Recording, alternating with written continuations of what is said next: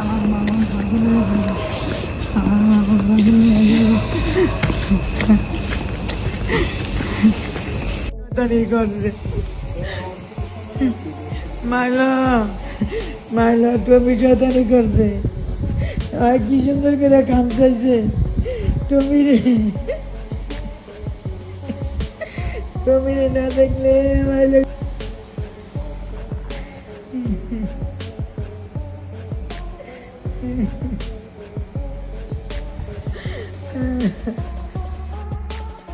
গভীর রাতে মারা গেল টিকটকার মামুনের প্রিয় পোষা বিড়ালটি।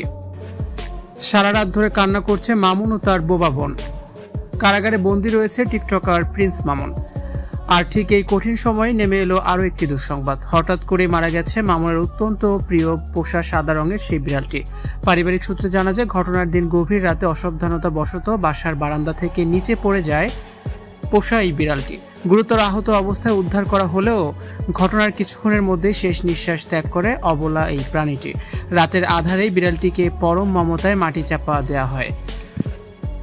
মামুন কারাগারে থাকার কারণেই তার আদরের এই বিড়ালটি ছিল তার মায়ের অন্যতম বড় সঙ্গী। বিড়ালটিকে হারিয়ে মামুনের মা বোনের কান্না যেন থামছেই না।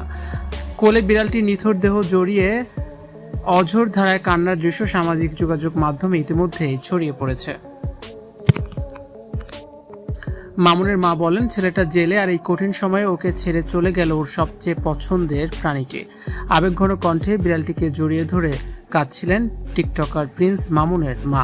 সামাজিক যোগাযোগ মাধ্যমে মামুনের ভক্ত ও সাধারণ দর্শকেরা ঘটনাটি জেনে গভীর সমবেদনা প্রকাশ করছেন। মামুন জেলে থাকা অবস্থায় প্রিয় পোষা প্রাণীর এমন আকস্মিক বিচ্ছেদ পরিবারটির জন্য এক চরম মানসিক আঘাত হিসেবেই দেখা হচ্ছে।